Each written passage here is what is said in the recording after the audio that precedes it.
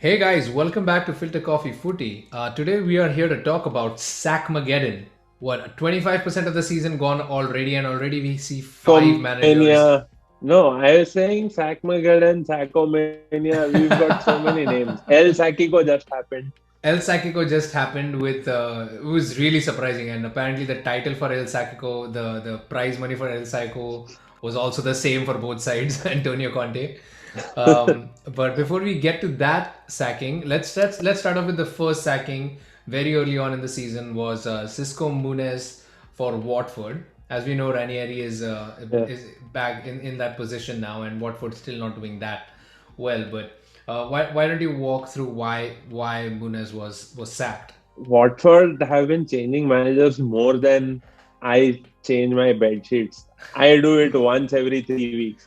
Watford have been doing it much more faster than that. And there was a stat, or there was a tweet by Paddy Power too, right? At this rate, Watford will have exhausted everyone on this planet by the time next year comes in.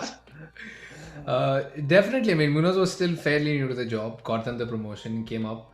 Um, I don't think Watford were bad by any means. Their results weren't really showing it, but again, they weren't necessarily the worst team in the league by any accounts. Again, and for all intents and purposes, if he would have stayed there longer, they probably would have narrowly escaped relegation. I feel, especially given the form of some of the other teams, like Norwich or Newcastle, for example. So that this is just a very trigger happy management trying to just get people in and out for no reason. I don't know whether they're trying to replicate the Chelsea model, but definitely not working for them. But Um, it needs some injection, right? It needs an injection, a booster injection called money, cash flow, which yeah, they supposedly don't have. exactly. And Claudio Ranieri, I guess he has some sort of goodwill, maybe that. I think everybody still remembers that Leicester title win. Everybody forgets how. Just 5 years. Yeah, but everybody forgets how utterly horrible the rest of the league was during that title run. And not to mention, he got sacked the very next season. Um, and Probably. Yeah. he really doesn't have that much of a success record. So, I don't know. Where do you see Watford ending? Somewhere between 15 to 20. I have, I don't have hopes from them. I mean, if Ranieri can do a number on other clubs and like spin Watford around, that would be least surprising. But I'm not really expecting much right now. Yeah, I think Ranieri is like further along in the decline of traditionally good managers. Like where Mourinho is kind of in that downward trajectory now. Ranieri is sort of in the same boat, but just farther along the line. So I really don't think he's going to save. He's probably going to get sacked before the season ends, I believe. And Watford, if their match against Arsenal was anything to go by, they are definitely going down this season. Moving on, Newcastle, Steve Bruce. What do you say about that sacking? It was a move that Steve Bruce himself predicted. He mentioned, right, that a new owner, new management demands, obviously wants a new face at the helm, and eventually they'll get new players. But I think Newcastle did something wrong in sacking Steve Bruce at this point. They could have probably asked him to continue until the end of the season, get a team that is working. I mean, the team was clicking for a while. Make some additions in January, make some wholesale plans, get someone in the frame, probably on the sides, and then eventually let Steve have a nice farewell and get your new manager in. But this was very haphazard and it doesn't seem professional. It just seems like a noorish thing. Well, as for the professional, I think it was good that they did let him manage his thousand game, and I think that was a decent touch. But I do get why they had to sack him because still no wins in the league, only team to still wait for a win, even though they're still not rock bottom of the league somehow. Um, and Steve Bruce was really not getting a whole lot out of that team. and everybody knows he's going to leave, so they weren't going to give him the kind of transfers he would have wanted in January either, because why would you make transfers for a manager who's on his way out? I do agree with within the fact that maybe not necessarily give him time, but bring in a manager who might be able to somehow ease relegation fears. I don't think Eddie Howe is that manager though. Had a meteoric rise at Bournemouth, but then pretty much right before he left Bournemouth, his stock was already back down low. It was like one of those meme crypto coins that kind of just goes up. Everybody gets on the hype, and then the next day just right back down. So Thanks. uh, I don't see how Eddie Howe makes it work with this team. At this point, it would have been a better choice to just get a relegation specialist into this team. I mean, go call Sam Allardyce again if you need to, right? He's always up for these kind of challenges. Um, where do you see? How do you think this season is going to end for these guys? I think they might barely survive relegation. 17th place is what I predict. Yeah, I think the only saving grace for Newcastle is because they've hired this new manager. They might give him some transfer budgets and some transfer signings, which might help keep them up. I mean, they honestly they need maybe one or two good midfield signings. They don't have a horrible defense, but that midfield just needs some help because they have a decent attack with San Maximan and Callum Wilson up there. So yeah, I see Newcastle staying up too, but they will need to make some decentish moves in the January transfer window. Moving on to North London. People were looking at Arsenal for a sacking, but it was our neighbours that presented the world with some spectacle in that sense. Just, I don't know. It was coming for a long time. I mean, anybody who's been following us for since we started the channel, which is very new still. So I don't think it's a lot of people, but if you haven't, then go back and watch our videos in the back. But right at the start of the season, even when Spurs were right at the top of the table, everyone was like all guns blazing about Nuno and saying he won the manager of the month as well. We were still quite critical about him because we still said that the wins were really narrow wins. They could have easily gone the other way. Wasn't a lot of character. The team just didn't look like it was gelling, and lo and behold, quarter of the season in, Nuno is out, and they have Antonio Conte coming in. It was bound to happen. Nuno is definitely not their first candidate, and I'm not surprised to see that he went out. But they It went just, big. yeah, it never felt that Nuno was the right candidate from the start, which we clearly specified. And he was playing football that was counterintuitive to the talent pool that he had. He didn't want to play Ndombele. Then he started playing Ndombele. He was initially playing Dele Alli, but then Dele Alli found himself out of favor. You are chopping and changing way too much at at the start of your career. I mean, you are warranted to do that when your seat is secure, right? Right now, probably even he didn't know that he was on probation, and he didn't know Daniel Levy would be so ruthless. I know, and they swung big. Antonio Conte. We're not going to dive deep into this one because we've already done a proper video about this. So if you want to know our opinions on what Conte might bring to Tottenham Hotspur, please go ahead and watch that video on our channel. So yeah, gist of it, I think Conte is going to do amazing. Karthik doesn't think that much. Nope, not Um, so soon. but yeah, moving on to the next one, the more recent back-to-back sackings, starting off with Daniel Farka at Norwich. I really want to know what you think. Like, what do you think the management is thinking with this move? The the management probably thought, let him get 3 points in one game, and then we'll give him a parting gift, a sacking letter. I really don't have any other opinion on why they sacked him. Maybe it was long time coming, but Norwich, even in their previous season when they were up and then when they went down, it was the same trajectory. They couldn't string a set of wins or any sort of results. Even right now, they are at a negative 21 goal difference. That's that's way too bad. That's bad by championship levels too.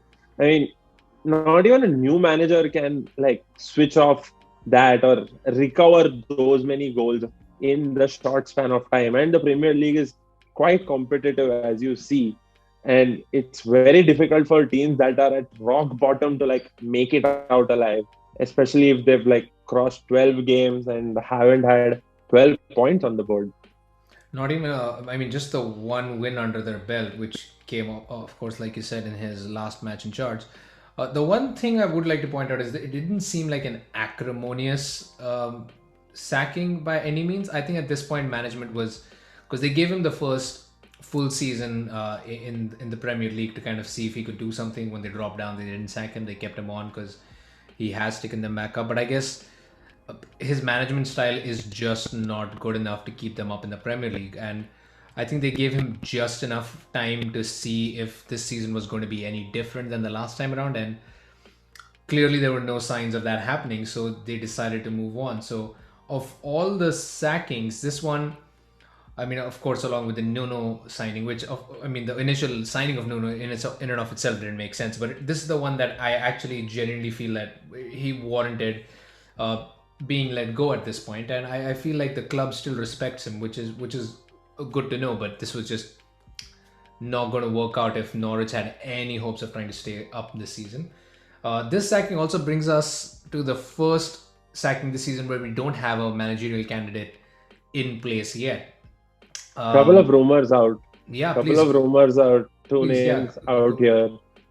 Two names. One from Bodo Glimt, the Norwegian side. Their manager, Kjetil Knutsen. I apologize if I didn't get his name right, but he apparently has slammed Jose Mourinho's Roma side recently. So that's something that they're noticing. The other name, not so surprising, it is Frank Lampard, someone that's who definitely has a point to prove, who may feel undone by Chelsea, but if you expect Chelsea to be soft to you just because you're a club legend, then you didn't really know what Chelsea are. So two names, two very wide spectrum. It's a very wide spectrum for these two managers to be placed in. I'm not sure what's going to happen, and Norwich will probably want a manager before they face Southampton after the international break. Yeah, I mean, I have no idea about the first name that you mentioned. No clue about his credentials, but I definitely don't rate Frank Lampard quite high. Maybe if you plopped him into like a mid-table club, he'd be fine, but I do not think he's equipped for a relegation battle, just as he is not equipped for a top four battle or a title challenge. Um, I'm hoping that the Norwegian guy is actually a good option, is a good manager. If not, I definitely say pick a third name out of the hat, because Lampard is going to be crash and burn, and I really like Norwich. I don't want to see them crash and burn this bad. They have burnt already, so Any more than they are already. But yeah, coming down to our final, most recent sacking, Aston Villa, Dean Smith, 5 straight losses. Team was not really doing well. Again, they lot of backing from the board. They sold Jack Grealish, but they did arguably replace him with a lot of talent, not necessarily of the same quality, but at least of the same cumulative. I mean, they kind of try to moneyball the situation, right? Doesn't seem to have worked out so far.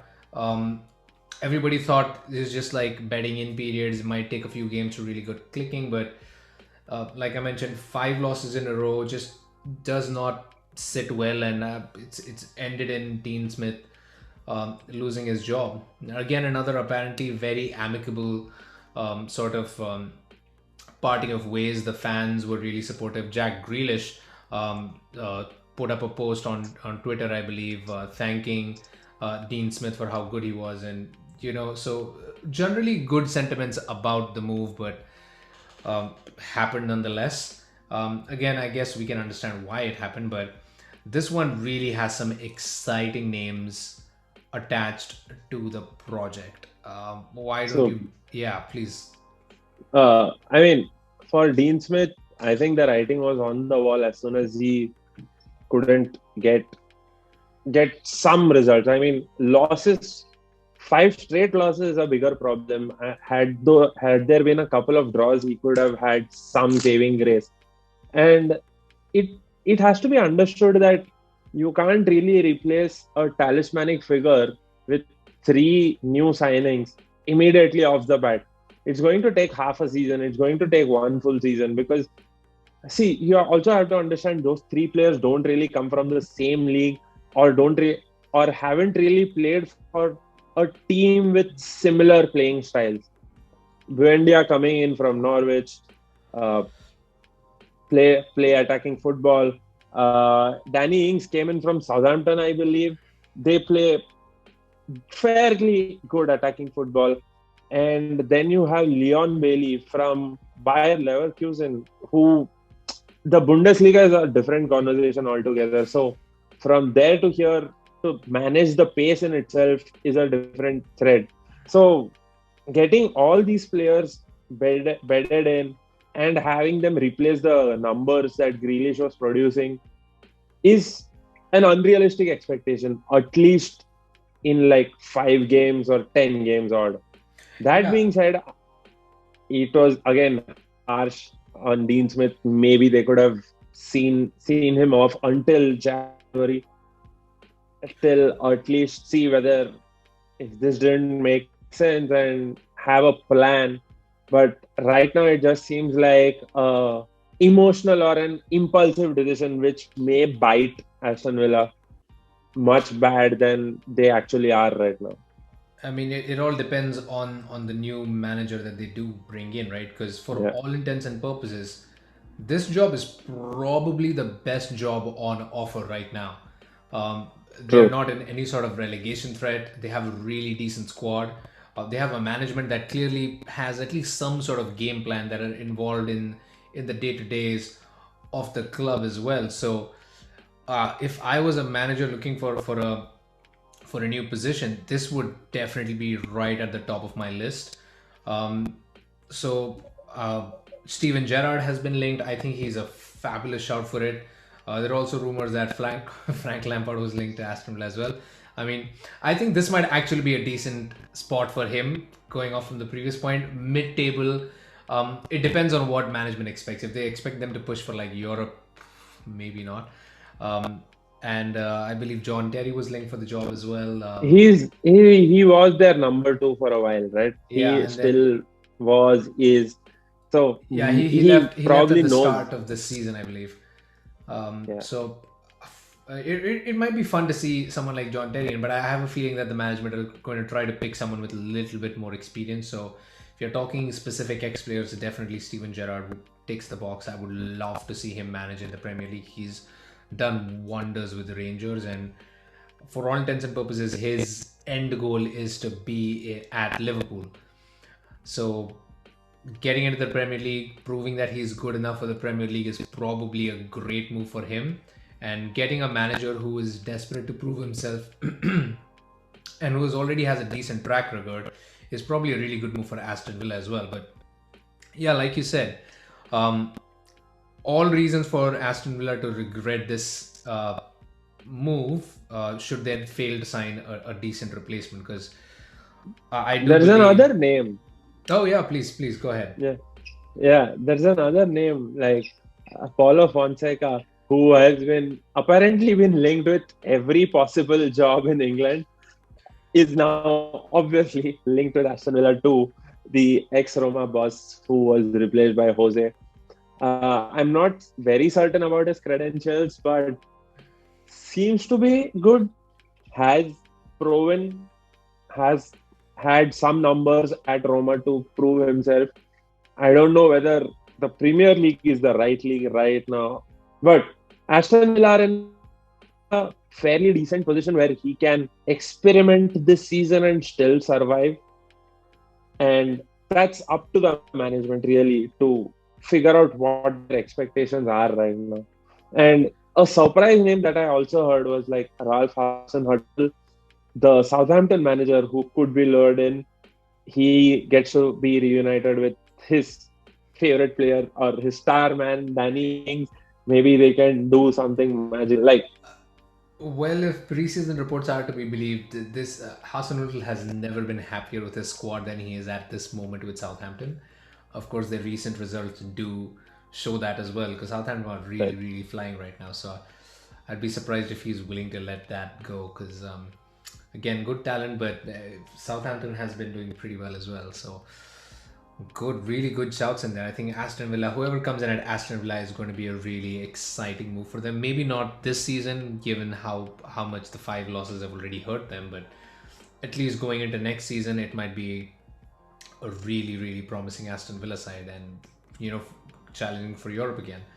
But yeah, let's end with, and yes, I know we have gone the whole video without bringing this up, but I am betting Yeah. on Barcelona Before and ending yours. that, like, before hitting there, before reaching that point, that's one thing I just wanted to add. Like, uh, if you follow us on Instagram, you would know this, but I want to say it again. So, Dean Smith penned a humble thank you letter and detailed certain things that he felt could have been done differently in an open letter to the fans and to the club staff, everyone. It's up on leaguemanagersassociation.com. You can go there and read about it. We'll post a link on our description as well. Now we head on to Yeah, no, just Ronald Koeman's out. Xavi is in. I am. That's all I'm going to say about it. I have high expectations. Actually, have low expectations but high hopes. Let's put it that way. Not the best time to come into Barcelona as a manager, my especially if question you. is I really have a question here where Barcelona have yet not settled with Kike Setien. There's a case going on for his payout. Not Hassan Hotel. Ronald Koeman himself has a payout that's pending, and I think even that's going to go on a case. How are Barcelona hiring so many managers? Are they like putting up post-dated checks? Well, that's why they had an ex-player come in, right? Because just like the rest of the squad, he can probably take a paycheck cut as well. But yeah, Take the experience. let's end with our let's end with our good lord, I'm really having brain farts over here. But let's end with our predictions for the next manager that's going to get sacked. So Karthik, who's in your list? Like, who do you think is going to get this axe next? Realistically speaking, I think there are 19 managers in the league that have a possibility of getting sacked, and one manager who is so insulated and so oblivious to the term sacking or being fired that I don't even want to give out names because everyone knows it already. Somebody who's at the wheel, somebody who's in Manchester who's at the wheel. You Oh. probably know him. But yeah, that was us talking about Sack-mageddon this season. Let us know who you think is good replacement for the position in Norwich, who might be great at Aston Villa, and who you think is going to get see the axe before the season ends. And yeah, please like, share, comment, subscribe, follow us on Instagram at Filter Coffee Footy. Thank you so much for watching. Take care and Ole, ole,